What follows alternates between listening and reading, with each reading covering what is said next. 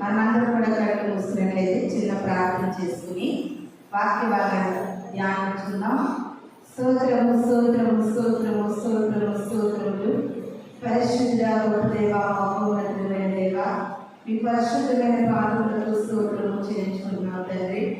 ఈ ప్రాముఖ్యమైన సమయంలో మీ సన్నిధానానికి చేర్చి ఉంటుండగా దేహదాసరాలుగా ప్రభావాలను పూర్తిగా మీ శివుచాలను మరుగు చేసుకుని మాకు కావలసినటువంటి వర్తమానం మాకు అనుగ్రహించి అయా భయంకరమైనటువంటి కడవరి దినాల్లో మా జీవితాలను ప్రభావాన్ని రాకగా సిద్ధపరుచుకునేటటువంటి గొప్ప ధన్యతను మాకు అనుగ్రహించమని సమస్తాన్ని మీ దైవదాసాలుగా అప్పగించుకుంటూ వాళ్ళ రాకున్న యేసు పరిశుద్ధ నామములో అడిగి వేడుకుని ప్రార్థిస్తున్నాను తండ్రి. ఆమేన్. ఈ చక్కటి సమయం ఇచ్చినటువంటి దేవాలయానికి వందనాలు. కుడి వచ్చి మీ అందరికీ కూడా నా వందనాలు చెల్లిస్తున్నాను. వాక్య భాగాన్ని చదువుకున్నామండి. లోకాసు వార్త 18వ అధ్యాయము 36వ వచనాన్ని చదువుకుందాం. లోకాసు వార్త 18వ అధ్యాయము 36వ వచనాన్ని చదువుకుందాం. జనసమూహము దాటిపోచున్నట్టు వాడు చప్పుడు విని ఇది ఏమని అడగగా వారు నజరేయుడైన యేసు ఈ మార్గంలో వెలుచున్నాడని వారితో చెప్పి అప్పుడు వాడు యేసు దావీదు కుమారుడా నన్ను కరుణించమని కేకలు వేయగా ఓరముట్టమని ముందర నడుచుచుండిన వారు వారిని గద్దించింది. కానీ వాడు మరీ ఎక్కువగా దావీదు కుమారుడా నన్ను కరుణించమని కేకలు వేసింది. చాలా మనం చదువుతున్నటువంటి వాక్య భాగంలో ఇక్కడ మనకి ఒక గుడ్డివాడు కనిపిస్తూ ఉన్నాడు. అతను ఎక్కడ ఉన్నాడంటే త్రోవ ప్రక్కన ఉన్నాడంట. ఎక్కడ ఉన్నాడు? త్రోవ ప్రక్కన. చాలా సార్లు బైబిల్ గ్రంథం ఏం చదివిస్తుందంటే మన బహిరంగంగా అన్ని అవయవాలు ఉన్నప్పటికీ కూడా క్రైస్తవుల పేర్లు మాత్రం మనలో ఉంటాయి. కానీ అంతరంగంలో అనేకమైనటువంటి అవిటితనం మనలో కనబడుతూ ఉందని ఈ వాక్యము ద్వారా పరిశుద్ధాత్మ మనతో మాట్లాడబోతున్నారు. ఈ యొక్క గుడ్డివాడు ఎక్కడ ఉన్నాడంటే త్రోవ పక్కన ఉన్నాడు. ప్రియమైన దేవుని సంగమా, యేసుక్రీస్తు ప్రభు వారు ఆ మార్గం గుండా వస్తున్నారని చప్పుడు విన్నాడంటే ఏం విన్నాడు? చప్పుడు విన్నాడు. చప్పుడు అంటే సౌండ్. చప్పుడు అంటే ఏంటది? సౌండ్ విన్నాడనమాట. ఆ మనుష్యులు నడిచేటటువంటి ఆ శబ్దాన్ని విని అతడు ఏమని మాట్లాడుతున్నాడంటే అసలు ఈ మనుష్యులు వచ్చేటటువంటి జనసమూహము చప్పుడు వినబడుతుంది, ఇక్కడ ఏమి జరుగుతుందని అడుగుతున్నాడు. అడిగినప్పుడు వారు అంటున్నారు, ఈ మార్గముల గుండా యేసు వస్తున్నాడు అని చెప్పారట. యేసు వస్తున్నాడని చెప్పగానే వెంటనే యేసు అని పిలవాలి కదా, అలా పిలిచి ఏమంటున్నాడండి? దావీదు కుమారుడా నజరేయుడైనటువంటి యేసు అని కేకలు వేస్తున్నాడు. ప్రియమైన దేవుని సంగమా, మనం నమ్ముకున్నటువంటి దేవాది దేవుడు మన కొరకు ప్రాణం పెట్టి మన కొరకు పరలోకమును విడిచి భూమి మీదకి వచ్చినటువంటి ఈయన ఏ వంశములో నుండి పుట్టాడండి? దావీదు వంశములో నుండి పుట్టాడు. దావీదు మొద్దు నుండి చిగురు పుడతాడని యెషయా ప్రవచించాడు. దావీదు మొద్దు నుండి చిగురు పుడతాడు. ఆ చిగురే యేసుక్రీస్తు ప్రభువారు. గుడ్డివాడైనప్పటికీ కూడా యేసు వస్తున్నాడని చెప్పగానే అతను ఏం గ్రహించాడంటే దావీదు వంశంలో నుండి వస్తున్నాడని దావీదు కుమారుడా అంటున్నాడు. అంతేకాదు నజరేయుడైన యేసు అంటున్నాడు. నజరేతు అనే ఊరిలో, బెత్లెహేము అనే గ్రామంలో యేసుక్రీస్తు వారు జన్మించారు. ప్రియమైన దేవుని సంగమా, ఆ బెత్లెహేములో జన్మించినప్పుడు ఇప్పుడు చూడండి, ఒక గ్రామం ఉందంటే దానికి ఒక మండలం ఉంటుంది. ఆ మండలం ఉందంటే జిల్లా ఉంటుంది. జిల్లాకి రాష్ట్రం ఉంటుంది, తర్వాత దేశం ఉంటుంది. ఇలా ఉంటాయి. కానీ ఈ యొక్క గుడ్డివాడైనప్పటికీ కూడా యేసుక్రీస్తు ప్రభువుని చాలా జ్ఞానయుక్తంగా సంబోధిస్తున్నాడు. ఈ యేసు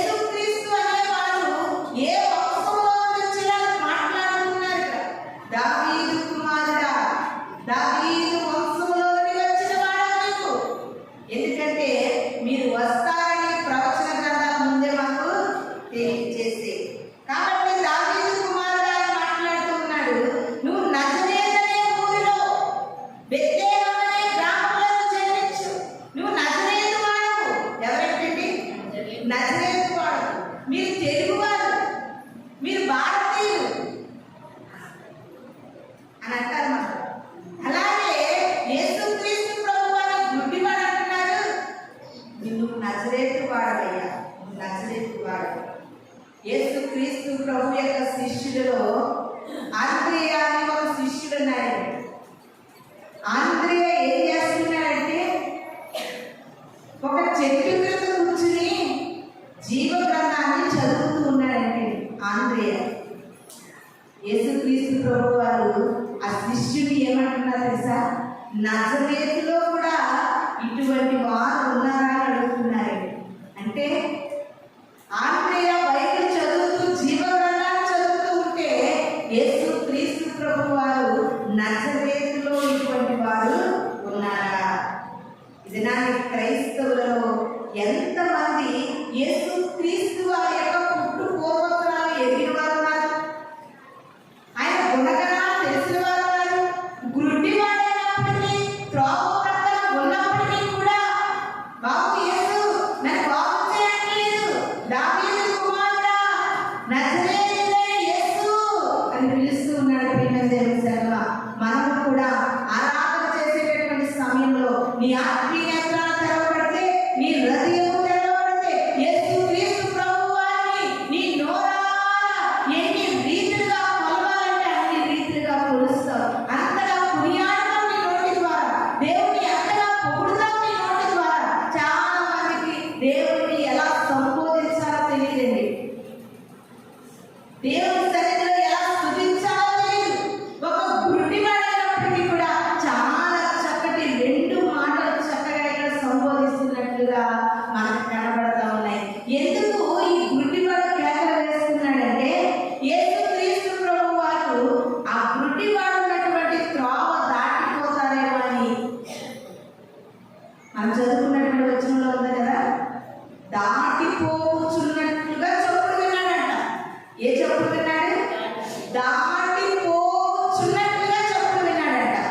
ఇది నా నీ జీవితంలో కూడా దేవాది దేవుడు ఎన్నోసార్లు దాటిపోతూనే ఉన్నాడు. ప్రియమైన తెలుసా, ఎప్పుడైతే ఆ స్థలం నుండి, ఆ మార్గం నుండి, ఆ ప్రాంతం నుండి దాటిపోయి ఉన్నాడేమో అని చప్పుడు విని గుడ్డివాడి యొక్క పట్టుబట్టాడు. దావీదు కుమారుడా నజరేయుడైన యేసు నన్ను దాటిపోదు, నన్ను నువ్వు దాటిపోదు అందరూ అంటారు. ఊరుకోవయ్యా, ఎందుకు కేకలేస్తావు? నిన్ను ఒక్కటి బాగుపరచడానికి నీకోసమైతే యేసుక్రీస్తు ప్రభు వారి దారి గుండా వెళ్తున్నారు, ఈ మార్గం గుండా వెళ్తున్నారు. ఆయనకి చాలా పనులు ఉన్నాయి, ఎందుకు అలా వస్తామన్నా సరే ఎంతమంది అతన్ని అరుపులు మాట్లాడతామని ఎంత తిట్టినప్పటికీ గసినప్పటికీ కూడా పట్టువదల విక్రమార్కులాగా పిలుస్తానే ఉన్నాడు. ప్రియమైన జీవితంలో ఎంత ఓర్పు కలిగి పిలుస్తున్నాడు, ఎంత సహనం కలిగి పిలుస్తున్నాడు. అంత జనాంగంలో ఈ యొక్క పిలుపు దేవునికి వినబడాలంటే అది ఎంత శబ్దంతో కూడుకుని ఉండాలో ఒకసారి ఆలోచించండి. అయినప్పటికీ కూడా అందరూ ఆగిపోమన్నా సరే ఆగిపోకుండా పిలుస్తూనే ఉన్నాడు. ఎందుకంటే ఈ మార్గం గుండా ఈయన కనుక ఇప్పుడు కనుక దాటిపోతే నా చూపు పొందుకోవడము కష్టం. క్రైస్తవ జీవితాలలో గుడ్డివానికి ఉన్నటువంటి పట్టుదల మనకు ఉందేది? గుడ్డివానికి ఉన్నటువంటి పట్టుదల మనకు ఉందా? నువ్వు పట్టేవంటే ప్రార్థనలో పొందుకునేటువంటి వరకు కూడా నువ్వు గోచారా దేవుని సన్నిధిలో పట్టు వదలగా దేవుని సన్నిధిలో ప్రార్థించాలి. కొంతసేపు ప్రార్థించి ఈ రోజు జరగకపోతే రేపు జరుగుతుంది, ఈ వారం దేవుడు చేయకపోతే తర్వాత చేస్తాడు.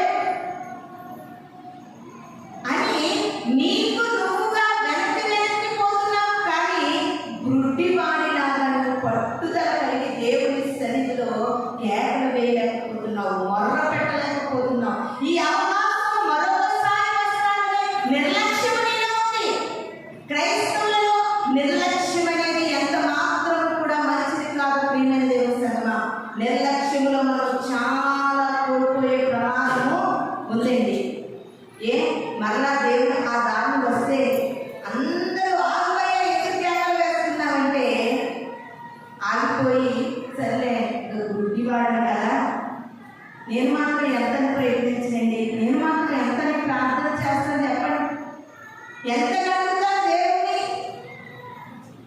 నేను గుడ్డివాడిని కదా, ఎప్పుడైనా నా టైం బాగుంటే, ఇదొక మాట మరి, ఎప్పుడైనా నా టైం బాగుంటే మరలా యేసుక్రీస్తు త్రాగు వస్తే అప్పుడు నన్ను స్వస్థపరుస్తాడే అనేటటువంటి కాంప్రమైజ్ గుడ్డివాడు కనబడలేదు. ఎప్పుడు కూడా దేవుని విషయాల్లో మనం కాంప్రమైజ్ అవ్వకూడదు. ప్రియమైన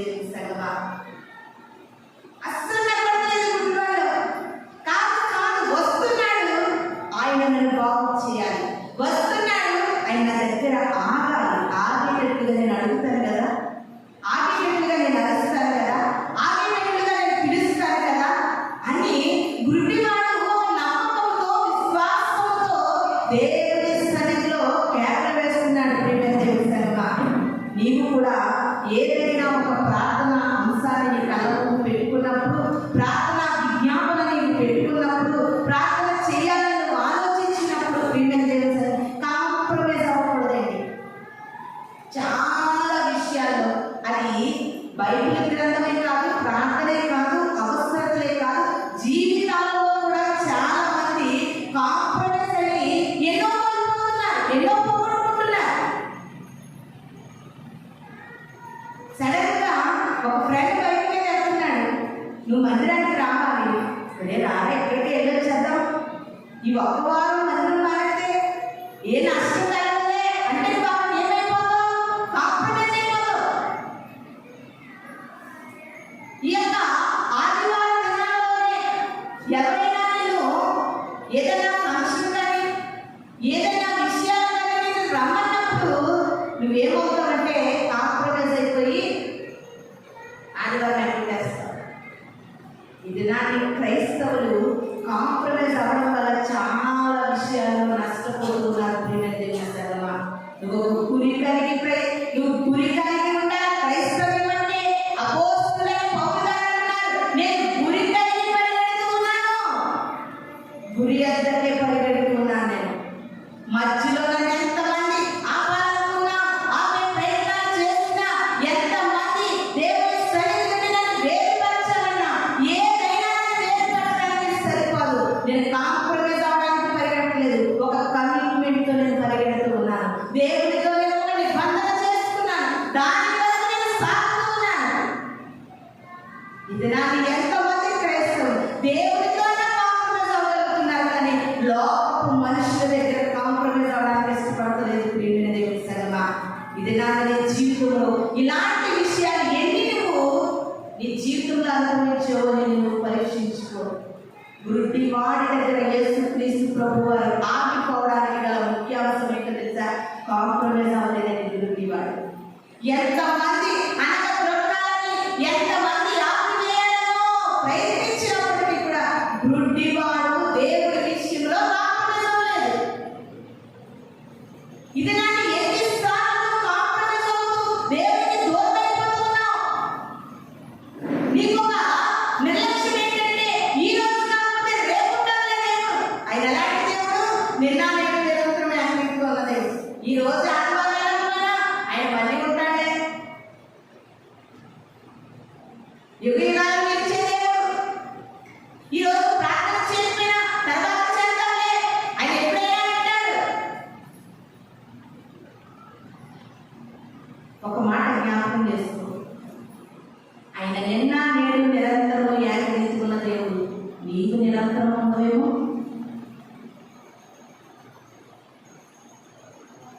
ఏ క్షణమో ఏ దినమో తెలియనటువంటి బ్రతుకు. ఎందుకు నీ జీవితంలో అంత అశ్రద్ధ? ఎందుకంటే కాంప్రమైజ్గా నువ్వు బ్రతుకుతున్నావు. ప్రియమైన దేవుని సంగమా, ఆయనైతే ఎప్పుడు ఉంటాడు,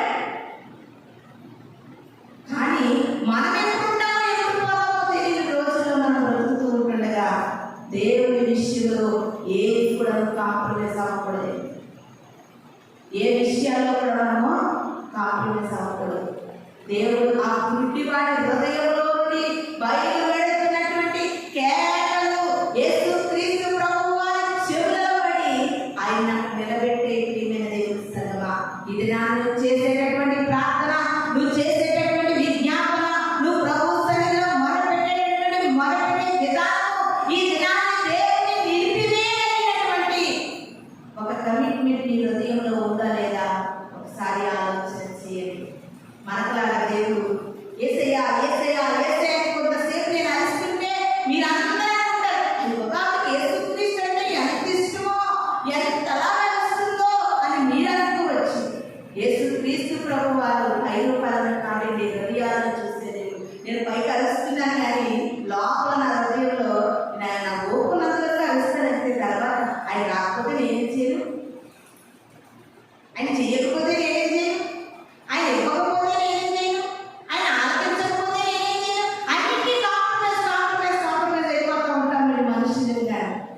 జనాన్ని గుడ్డివాడు మనకు నేర్పిస్తుంది ఏంటో తెలుసా? ఆ దారిన యేసుక్రీస్తు వస్తున్నాడు, ఆయన దాటిపోలేకపోకూడదు, ఆయనను నేను దాటిపోలేకపోకూడదు. ఆయన దాటిపోకుండా చేయగలిగినటువంటి ప్రయత్నాలు చేస్తాను. నా కళ్ళు లేవు, ఆయన ఎక్కడున్నాడో కడుక్కుని బాబు అని వాళ్ళ మీద పడడానికి నాకు కళ్ళు లేవు. కానీ కళ్ళు లేకపోతేనేమి యేసుక్రీస్తుని ఆపగలిగే నోరు ఉంది కదా, యేసుక్రీస్తుని పిలవగలిగే శక్తి ఉంది కదా. తనకున్న వాటిని ఉపయోగించుకుని ఈ దినాన్ని గుడ్డివాడు దేవుని ఆపగలిగే ప్రేమైన దేవుని సంగమా, ఈ దినాన్ని అనుకుంటున్నావు కదా, దేవుని సన్నిధిలో చేయగలిగిన శక్తి లేదు, మాట్లాడగలిగే ధైర్యం లేదు, ప్రార్థించగలిగే ధైర్యం లేదు. లేని వాటి కోసం నువ్వు బాధపడకు, నీకు ఉన్న వాటితో దేవుని స్తుతించడం మొదలుపెట్టు ప్రియమైన దేవుని సంగమా. గుడ్డివాడు చాలా తెలివిగలిగిన వాడిగా మనకి ఇక్కడ కనబడుతూ ఉన్నాడు. నజరేయుడైన యేసు, దావీదు కుమారుడా, నువ్వు అస్సలు నన్ను దాటిపోవద్దు, నువ్వు దాటిపోయేవంటే అస్సలు నేను ఊరుకోను, దాటిపోవద్దు. అలాంటి పెరుగులాంటి ప్రార్థన ప్రతి క్రైస్తవ జీవితాల్లో ఉంటే ప్రియమైన దేవుని సంగమా ఆశ్చర్య అద్భుత కార్యాలు చూడగలం. హల్లెలూయా, హల్లెలూయా, హల్లెలూయా. ఎంతమంది ఇలాంటి పట్టుదల కలిగినటువంటి క్రైస్తవ ప్రార్థనలు మనం చేయగలుగుతున్నాం? మనల్ని మనము ఒకసారి పరీక్షించుకుందామండి.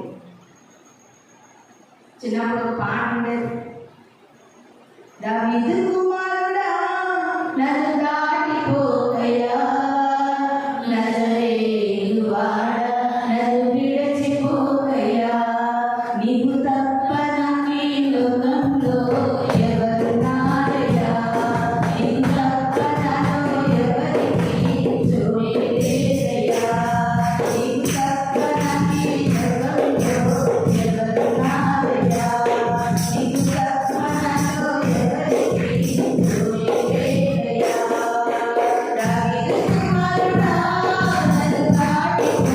దాటిపోకయ్యా, నజరేయువాడా నన్ను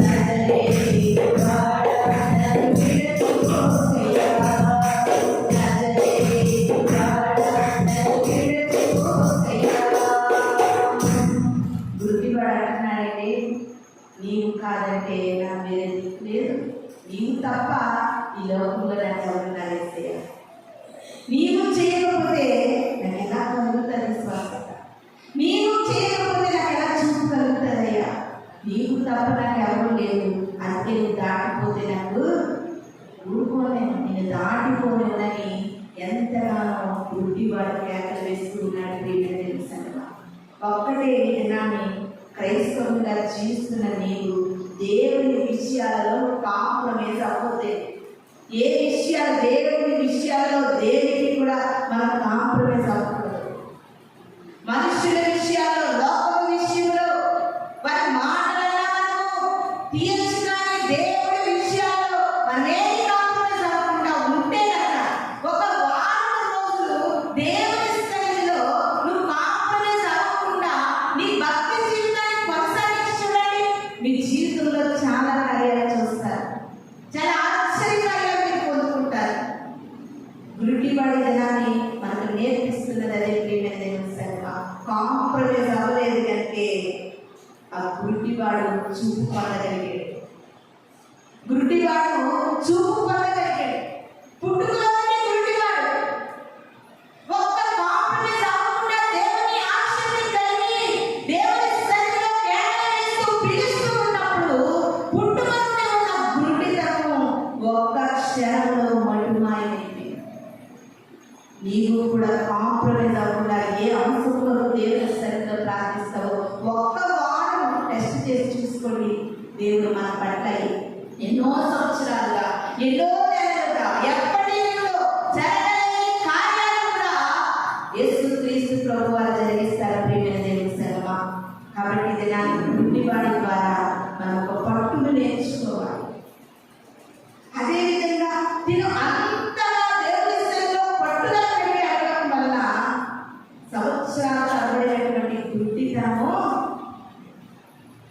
నయమైపోయి చూపు పొందుకున్నాడు. అదేవిధంగా ఆది కాండంలో ఒక వ్యక్తి మనకు కనబడతా ఉన్నారండి. ఆది కాండం 18వ అధ్యాయము 3వ వచనాన్ని చదువుకుందామండి. ఆది కాండం 18వ అధ్యాయం 3వ వచనం చదవండి. ప్రభువా నీ కటాక్షం నా మీద ఉండేలా ఇప్పుడు నీ దాసుని దాటిపోవద్దు. హల్లెలూయా. అక్కడ లోకస్తువార్తలో గుడ్డివాడు అంటున్నాడు, యేసుక్రీస్తు ప్రభువు దాటిపోతున్నారేమో అనేటటువంటి ఆలోచన కలిగి ఆయన దాటిపోతే దేవుని ఎదురు ఏది కావాలో పొందేసుకున్నాడండి.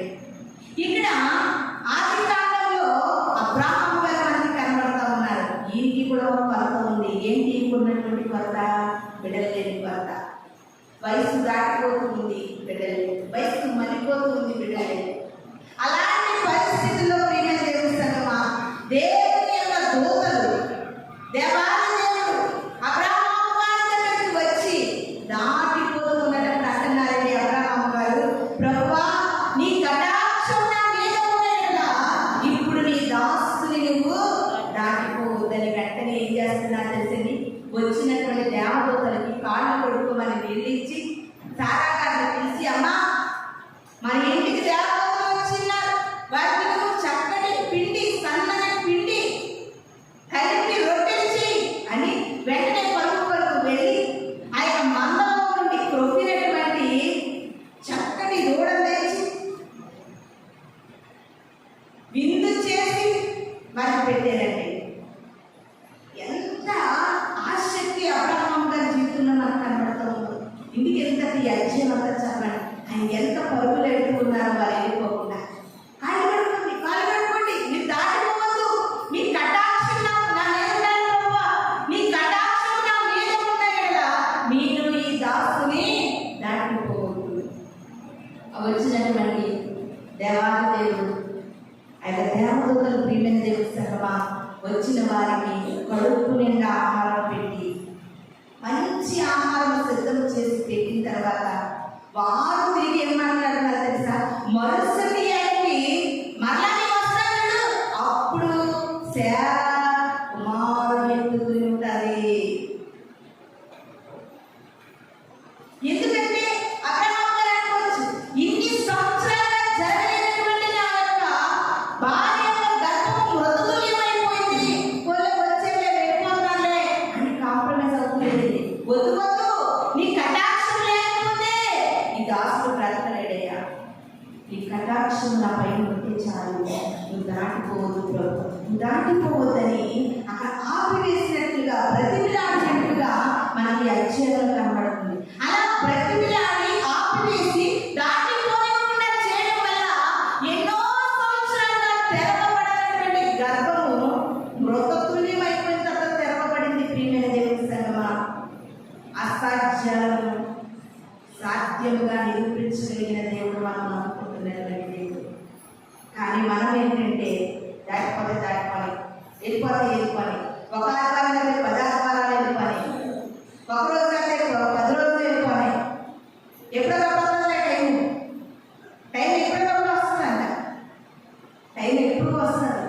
యేసుక్రీస్తు ప్రభు వారు మాట్లాడుతున్నారు. ప్రియమైన దేవుని సంగమా, నా సమయము ఇంకా రాలేదంటున్నారు.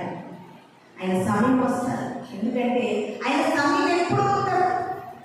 ఈ యొక్క భూమి అంతా కూడా నిలిచి ఉండేందుకు టైం ఉంటుంది. టైం రాదు, మీదే ఆ టైం వచ్చేటట్లుగా. గుడ్డివాడు కూడా అనుకోవచ్చు కదండి. వీళ్ళందరూ నన్ను తెలుగు క్యాన్లు వేస్తూ ఆపేస్తున్నారు. నా టైం వచ్చినప్పుడు స్వస్థత వస్తాడే. అస్సలు కాంప్రమైజ్ అవ్వదు దేవుడి విషయంలో. అబ్రహాము కూడా కాంప్రమైజ్ అవ్వలేదు. ఎన్నో సంవత్సరాలుగా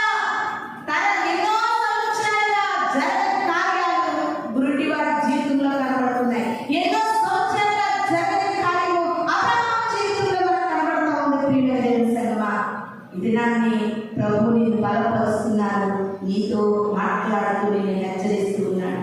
ముందు నీ జీవితంలో దేవుని విషయంలో ఏది కూడా కాంప్రమైజ్ అవ్వదు. ఈ మధ్య బాగా వైరల్ అయిపోతున్నటువంటి పాట, ఏదైనా ఏదైనా చేయగలవు కదమొత్తం మార్చగలవు. ఆయనైతే మాత్రం ప్రియమైన దేవుడు సరేమా, ఏదైనా చేయగలిగిన దేవుడు, కథ మొత్తాన్ని మార్చగలిగిన దేవుడు. ఆయన ఈనాడు ఆనాడు ఎప్పుడు కూడా కార్యాలు చేస్తూనే ఉన్నాడు. కానీ నీవు మాత్రం ఆయన చేయగలిగిన దేవుడు కనుక చేయగలిగిన దేవుడి నుండి పొందుకునే పరిస్థితిలో ఉన్నాడు. ఆయన చేసేటటువంటి కార్యాలు పొందుకునేటట్లుగానే ఉండాలి. అలా ఉండాలంటే నువ్వు కాంప్రమైజ్ అవ్వకూడదు. నేను అంటానండి, మంచం మీద నుండి లేవలేనప్పుడు మరీ ఇంకా ఒక క్షణం కూడా కూర్చోలేని పరిస్థితిలోనే మనం మారాలి. కూర్చోలేము కదా, లాస్ట్ స్టేజ్కి వెళ్ళిపోతాను, అప్పుడు మారాలి. తను వస్తే మాత్రం మానేడు, నడుగు వస్తే మాత్రం మానేడు, కాళ్ళు వస్తే మాత్రం మానేడు. అన్ని కాంప్రమైజ్. ఈ రోజు సూటిగా నేను చెప్పేటటువంటి ఒక మాట ఏంటో తెలుసా, ఏ విషయంలో నువ్వు కాంప్రమైజ్ అవుతున్నావో ఆ విషయంలో కార్యం జరగదు.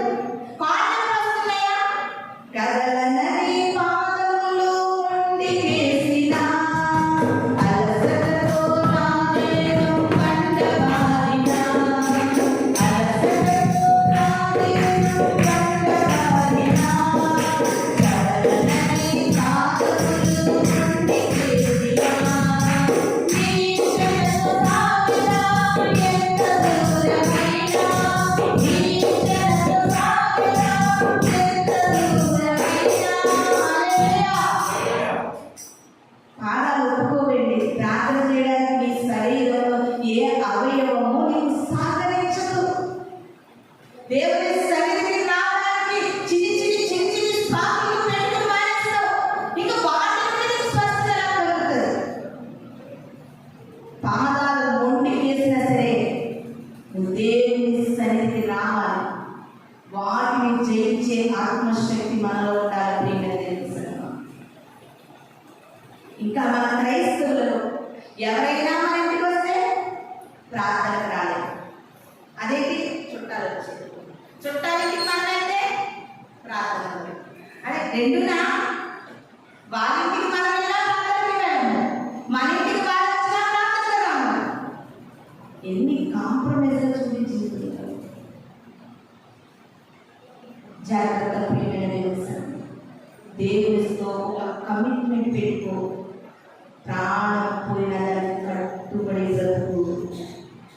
నువ్వు ప్రార్థించిన ఆశ్చర్యాలు చూస్తావు, అద్భుతాలు చూస్తావు, ఎన్నో కార్యాలు చూస్తావు. ప్రియమైన దేవుని సంగమా, అయ్యా మీ దాసుని వదిలిన దాటిపోవద్దు. అబ్రహాం నిజంగా అబ్రహాం గారు వీళ్ళని ఆపేసి మంచి ఫుడ్ పెట్టి వీళ్ళని తృప్తి వేస్తే నాకు గర్భఫలం వస్తానేమో అని పాపం అనుకోలేదని అబ్రహాం గారు ఎన్నోసార్లు దేవుడు ప్రత్యక్షమవుతున్నారు, మాట్లాడుతున్నారు, అన్ని జరుగుతున్నాయి, గర్భఫలం రావట్లేదు. అది ఇది కూడా అలాగే కదా.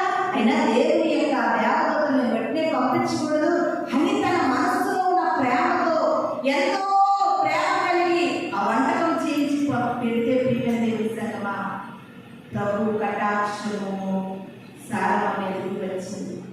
అబ్రహాము తండ్రి జాగ్రత్త. ఇది నువ్వు ఏ విషయంలో కూడా కాంప్రమైజ్ అవ్వాలి. దేవుడి విషయంలో చాలా జాగ్రత్తగా ఉండాలి. ప్రియమైన దేవుని సంగమా, ఒక ఆలోచన కలిగినవా, ప్రాణం పోయిన మీద తిరిగొస్తుమా, ప్రాణం పోయిన మీద తిరిగొద్దు. వెను తిరగడం అనేది క్రైస్తవ జీవితంలో ఆనవాయితీ కూడా లేదండి. మనం చూసినటువంటి అపోస్తలులు, భక్తులు, ప్రవక్తలు ఎవరు వెను తిరగలేదు. వెను తిరిగిన వారు చాలా భయంకరమైన శిక్షలు పొందుకున్నట్టుగా మనం చూస్తూ ఉన్నాం. ఎప్పుడు కూడా క్రైస్తవ్యం ముందుకు సాగిపోయే జీవితం కానీ వెను తిరిగిపోయేటటువంటి జీవితాలు క్రైస్తవ్యంలో ఉండకూడదు. అస్సలు ఏ విషయంలో కూడా కాంప్రమైజ్ అవ్వకూడదు. ఇది నువ్వు అలాంటి భక్తి చేయగలిగితే, అలాంటి ప్రార్థన చేయగలిగితే, అలాంటి విశ్వాస జీవితాన్ని నువ్వు జీవించగలిగితే నువ్వు కాదు అనుకున్నవి కూడా అవునన్నట్లుగా చేయగలిగిన దేవుడు. హల్లెలూయా, హల్లెలూయా. అది నా వాక్యం ఆలపిస్తూ ఉంటుండగా నిన్ను బలపరుచుకుని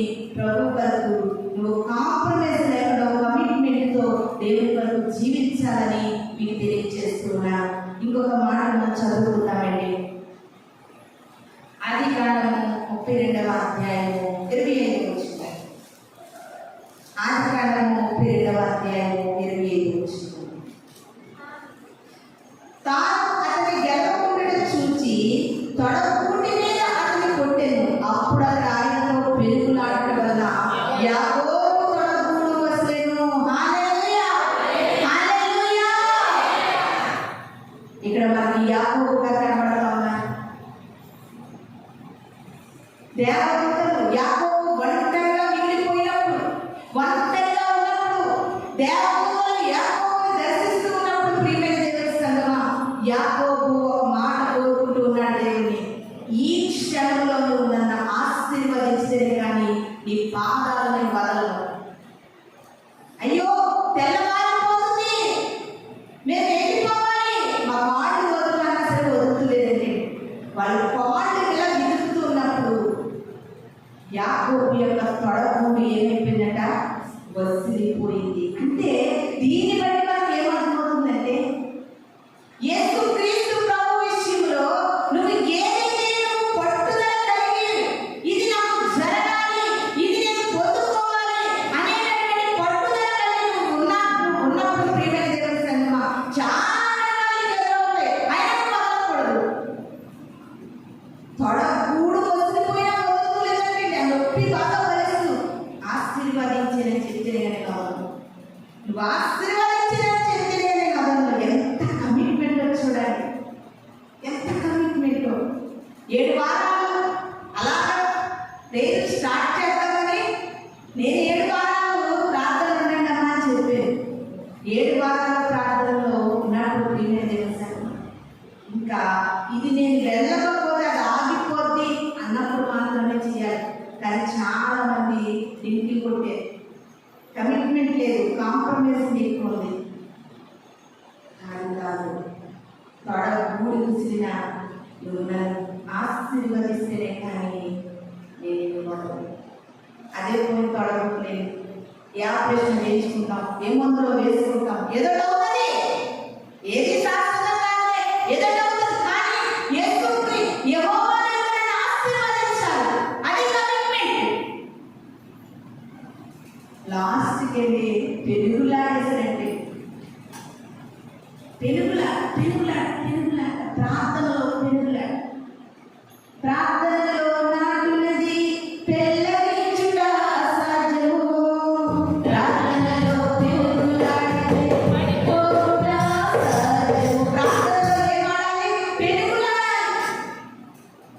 అప్పుడు లాస్ట్కి అమ్మ బాబోయ్, యాకోబు వంటి ఇంత పట్టు వదలని విక్రమార్కుడు కాదు. మన బైబిల్ గ్రంథంలో పట్టు వదలని యాకోబు ఆశీర్వదించేసేది. తను అక్కడికే మిగిలిన ఆశీర్వాదం, తరతరాలు తరగనటువంటి ఆశీర్వాదం. యెహోవా ఆశీర్వదిస్తే అది ఆశీర్వాదం ఎన్నెన్నటికీ అని అనిపుగా కాదు. ఆయన ఆశీర్వదిస్తే ఎన్నెన్నటికీ తరగని ఆశీర్వాదం. యాకోబు సంపాదించుకున్నాడు. యాకోబు పుట్టినటువంటి 12 మంది పిల్లల్ని 12 గోత్రాలుగా దేవుడు నిలబెట్టి వారిని ఆశీర్వదించి, జాగ్రత్త, దేవుడితో ఏదైతే కమిట్మెంట్ పెట్టుకుని కాంప్రమైజ్ లేకుండా పొందుకుంటావో అది ఎన్నటికీ కూడా చెరగనిది, తరగనిది. ప్రియమైన దేవుని సంగమా, ఎంత గొప్ప మాట ఇది నాని ప్రభు మనకు తెలియజేస్తూ ఉన్నాడు. మనం ఎందుకు పొందుకోలేకపోతున్నామంటే కమిట్మెంట్ సరిగ్గా లేదు, నిబంధన సరిగ్గా లేదు. నిబంధన సరిగ్గా లేదు.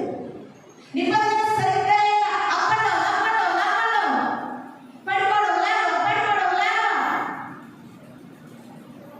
ఈ బిడ్డ విషయంలో కూడా ఒక కమిట్మెంట్ కలిగి నువ్వు చేయగలవు, నువ్వు చేస్తావు. నువ్వు చెయ్యాలంటే నేను కాంప్రమైజ్ అనేది నాలో ఏది నాలో కాంప్రమైజ్ లేదు. అపోస్తులైన పౌలు గారు ఇలాగా సంఘానికి మూల స్థాపితుడు అపోస్తులైన పౌలు గారు అనగా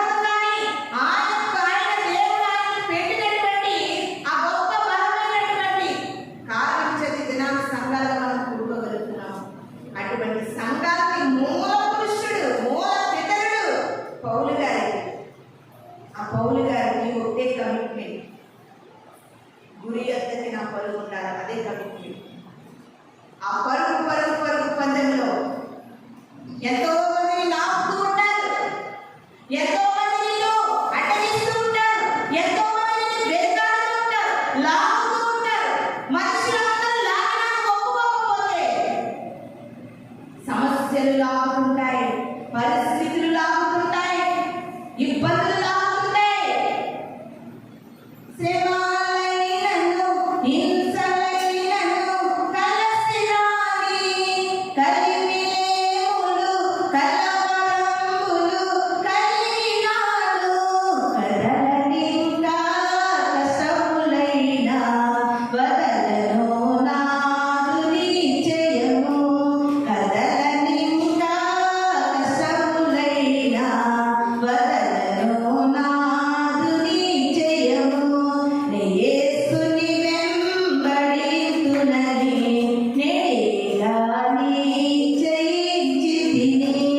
ఒక్కసారి నిశ్చయించుకున్నప్పుడు, ఒక్కసారి కమిట్మెంట్ కలిగినప్పుడు ఎన్నెన్నో ఎన్నెన్నో ఎన్నెన్నో జరిగి గందరగోళం చేస్తాయి. అయినప్పటికీ నువ్వు కదలకూడదు ప్రియమైన దేవుని సంగమా. అప్పుడు పొందుకుంటాడు దానిలో ఉంది శక్తి. అది పొందుకున్నప్పుడు తరతరాలుగా తరగనటువంటి శక్తి. ఒక ఆత్మవరకు పట్టుదల కలిగినావా, అది పొందుకున్నావా, నువ్వు మరణించే వరకు నీ అందరిని తీసివేయబడదు. అలాంటి పట్టు కలిగినటువంటి ప్రార్థన ఉండాలి. ఆయన మనలను విడిచిటాడు. యాకోబు దాటిపోలేదు, అబ్రహాము దాటిపోలేదు, గురుడివాడు దాటిపోలేదు. ప్రియమైన దేవుని సంగమా, యేసుక్రీస్తు అంటే పెద్దగా లెక్క లేకుండా, యేసయ్య అంటే ఇష్టం లేకుండా, యేసయ్య అంటే తెలియకుండా ఉన్నటువంటి జక్కయ్య కూడా యేసుక్రీస్తు దాటిపోలేదు. మేడి చెట్టు ఎక్కేసాడు, కొట్టివాడైనటువంటి జక్కయ్య మేడి చెట్టు ఎక్కేసాడు, చూడాలనుకున్నాడు. ఆ తర్వాత యేసుక్రీస్తు ప్రభు వారు చెట్టు పైకి తల ఎత్తి చూసి అంటున్నారు, జక్కయ్య నీ దగ్గర ఏదో ఫోన్లే బాబు, ఫోన్లు వేసే మంచి బలే వేసేలే, ఏదో నువ్వు ఎలా ఉంటావో ఏదో చూడాలి. అందరూ చెప్పుకుంటున్నారు, చచ్చిపోయిన వాళ్ళు వేస్తున్నారు, పక్షవాయువులు బాగుపడుతున్నారు, అనేక జబ్బులు రోగాలు పరిస్థితులు మాత్రమే, ఎలా ఉంటావో ఏదో చూడాలని చెప్పేకండి. అంత మాత్రం మా ఇంటికి వచ్చేస్తావా? వెళ్ళే వీలుంటే తర్వాత కలుగుతాం.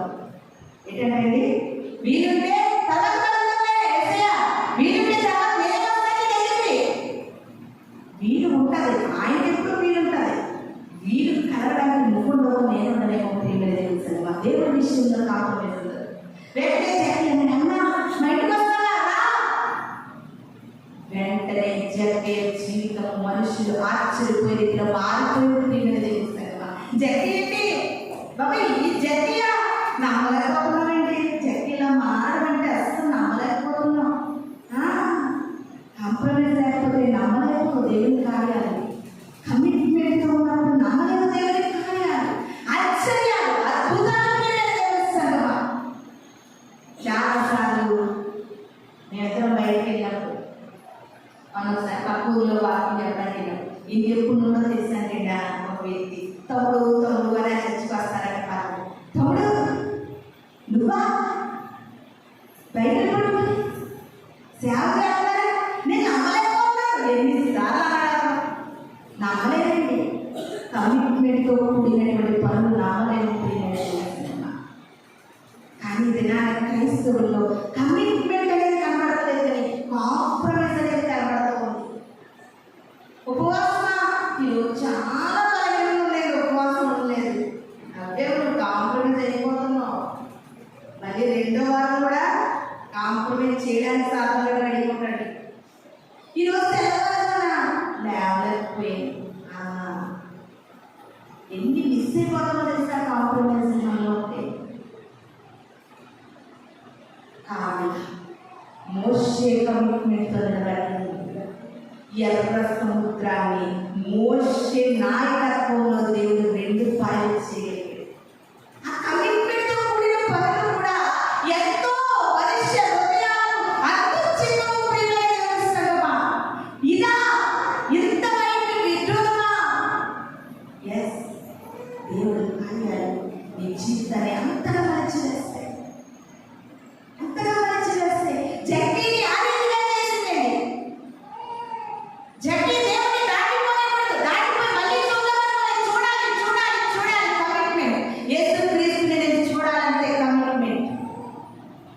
ఎన్నో దినాల ఉపవాసం ఉండి నీ స్వరం వినాలని కమిట్మెంట్తో ఉన్నానండి.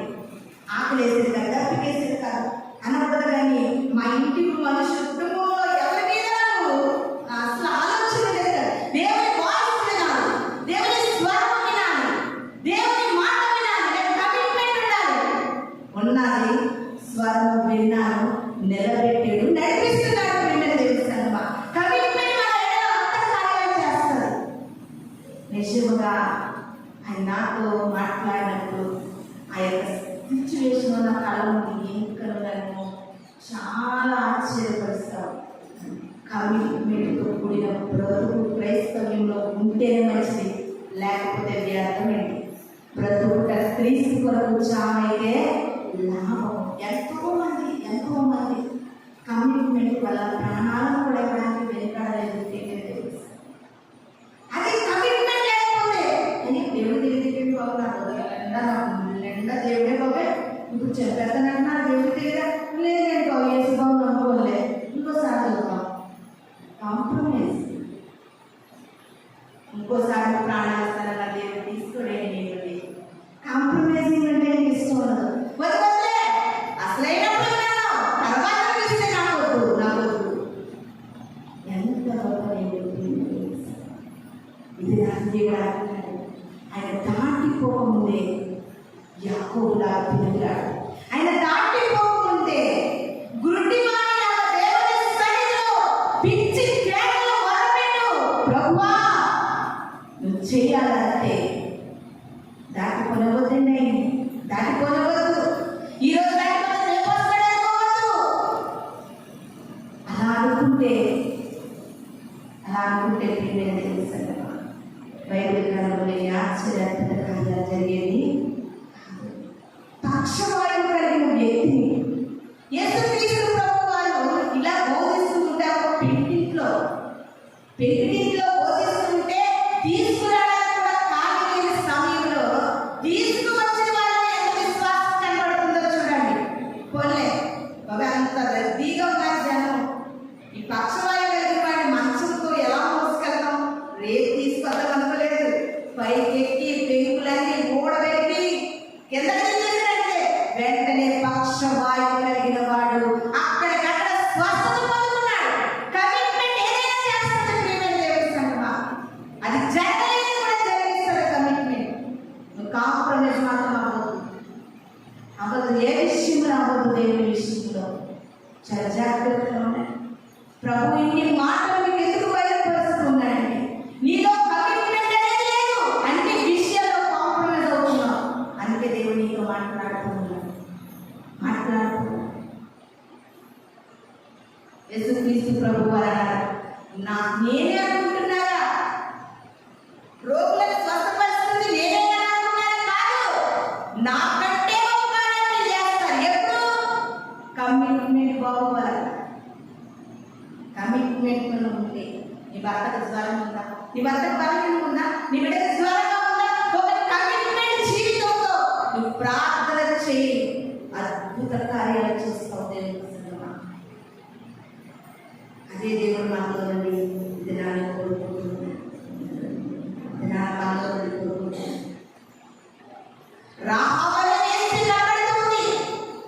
బాబు ఎరుకో పట్టణం చూడడానికి వచ్చారంటున్నారు. మీ వల్ల నా కుటుంబాన్ని నాకు చంపేస్తారు, మిమ్మల్ని దాచిపెట్టలేదు, కోల్పోండి అనలేదండి. బాబు చంపితే మీతో పాటు నన్ను చంపేస్తారు, లేదా మిమ్మల్ని మీతో పాటు నన్ను బ్రతికిస్తారు. మీరు దేవుని పెట్టిన అంటారు కదా, నా ఇంటి చేయించుకుంటాను, మిమ్మల్ని దాస్తానయ్యా. ఒక కమిట్మెంట్తో ఒక స్త్రీ నిలబడింది, వేస్తే నిలబడింది. కమిట్మెంట్ ఏం చేసిందో తెలుసా? ఎదుర్కో పట్టణం అంతా తగలబడిపోయినప్పుడు ఇవి తీసుకున్న కమిట్మెంట్ నేను కుటుంబాన్ని కూడా తగలబడిపోకుండా రక్షించింది. దినాన్ని తీసుకుంటున్న కమిట్మెంటే నీ బిడ్డను రక్షిస్తారు. నీవు తీసుకుంటున్నటువంటి నిబంధనే నీ కుటుంబాన్ని రక్షిస్తారు. ఎంత గొప్ప కార్యాలు తెలుసా? ఇది నా ప్రభు అంటున్నాడు. ప్రతి దానికి కాంప్రమైజ్. ఆడి ఫంక్షన్ అయితే గుడి మానేస్తావు, ఈడి ఫంక్షన్ అయితే గుడి మానేస్తావు. అన్నింటినీ ఆదివారం తేరగా దొరికింది. ఆదివారం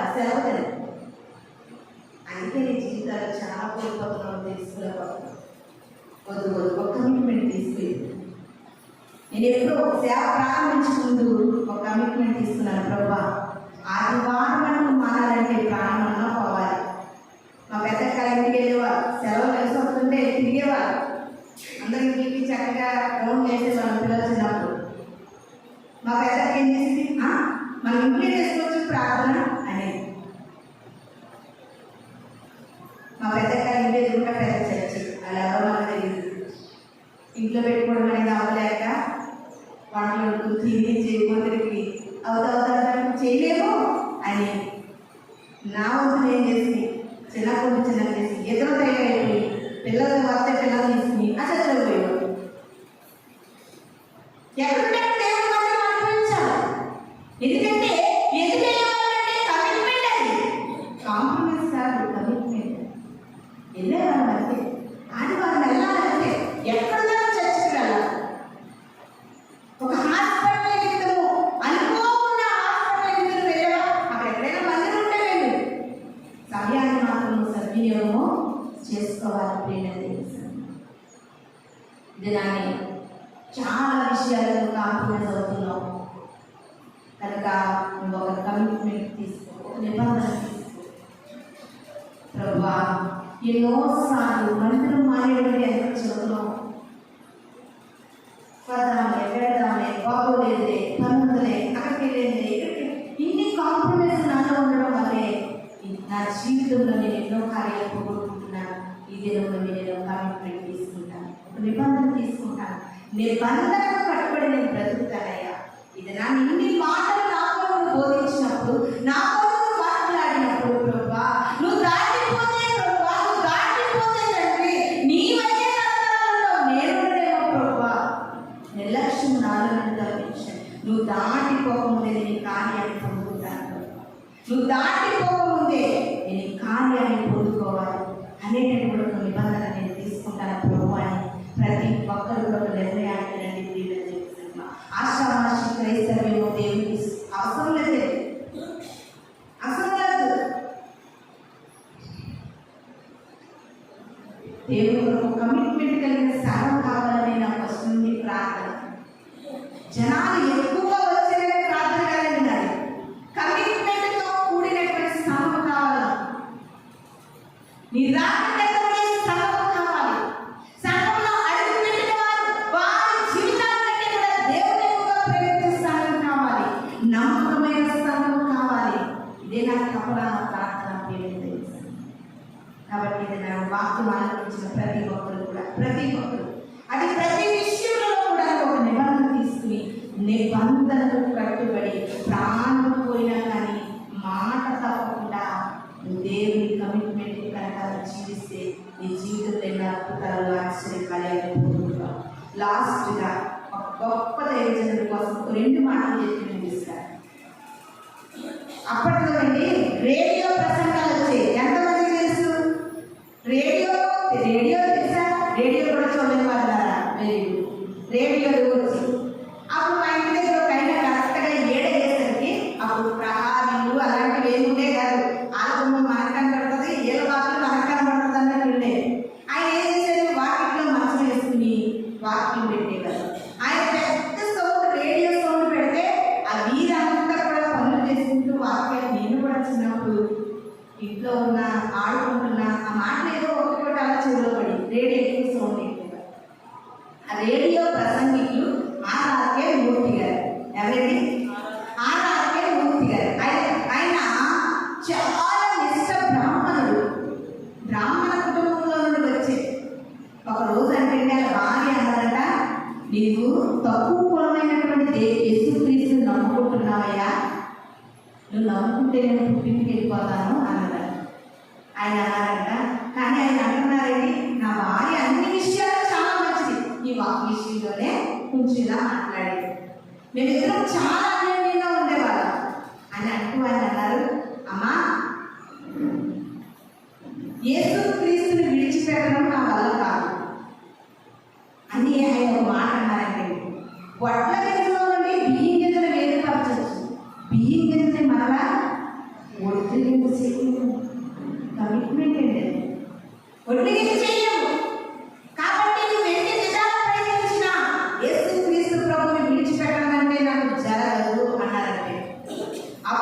వాళ్ళ చుట్టాలని, వాళ్ళ తోబుట్టుల్ని, వాళ్ళ పుట్టింటి వారిని, వాళ్ళందరూ పెద్ద పెద్ద జాబ్ పార్ట్నర్స్ వాళ్ళందరినీ తీసుకొచ్చిందంటే ఇంట్లో మీటింగ్ పెట్టిందంట.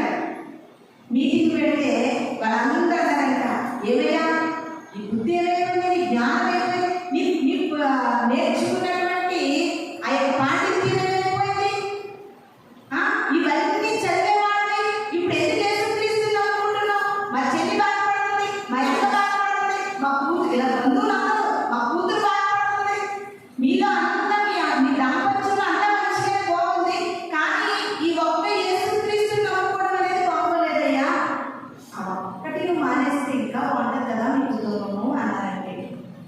అంటే ఆయన అన్నారంట, ఇంకా లాస్ట్గా నేను చెప్తున్నానండి, యేసుక్రీస్తుని నేను విడిచిపెట్టకపోతే మీ అమ్మాయి నా దగ్గర కాపురం చేయనంటే తీసుకెళ్ళిపోండి అన్నారంటే. అప్పుడు అన్నారంట, ఇంత పెద్ద మాటల్లో ఇంకా ఉంటావా ఇక్కడ, ఇంత పెద్ద మాటలంటే ఈ వ్యక్తితో కాపురం చేస్తావా లేదా పట్టుకుందో అన్నారంటే.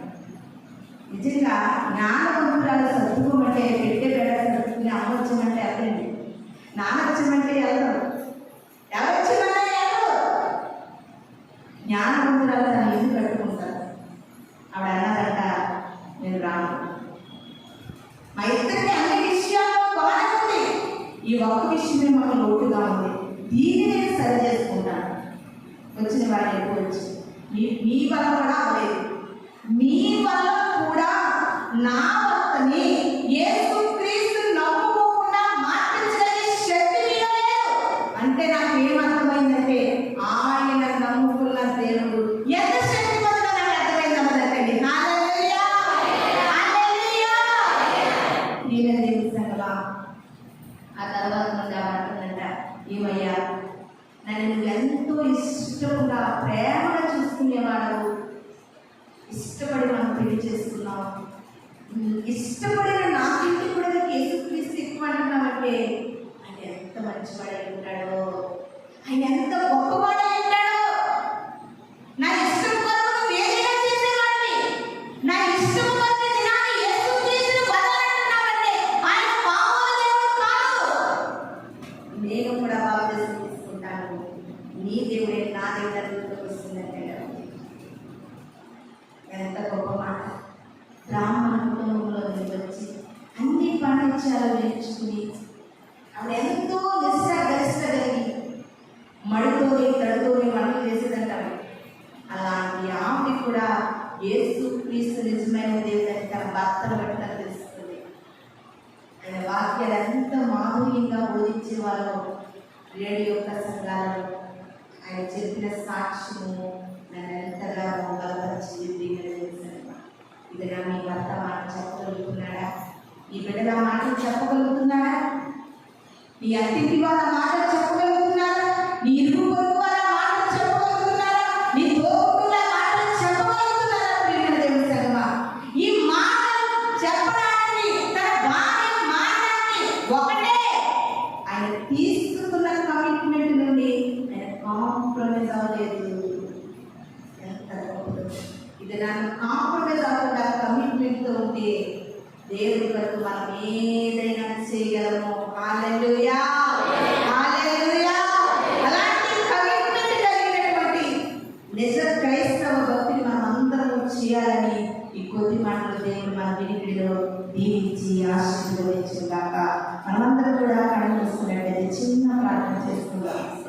పరిశుద్ధుడా, మహోన్నతుడా, గొప్ప తండ్రి, స్తోత్రములు. ఈ సమయంలో దేవ దాటిపోలేనటువంటి దేవుడిని మేము నమ్ముకున్నాము అయ్యా. దాటిపోయినా మరలా దేవుడు నాకు దొరుకుతాడే అనే కాంప్రమైజ్ మాలో ఉంది, కానీ దాటిపోకుండా ఒక కమిట్మెంట్లో నా దేవుని పాదాలు పట్టుకుని పెరుగులాడాలి, నేను దేవుని కొరకు సాక్షిగా బ్రతకాలనే కమిట్మెంట్ ప్రభా ప్రతి బిడ్డలో మీరు దయచేసి క్రైస్తవ్యానికి అర్థవంతమైన జీవితాన్ని మేము అందరము బ్రతకడానికి సహాయం చేయమని, ఈ వాక్యము ప్రతి హృదయంలో నీరు కట్టి ఫలింపచేయమని, వారు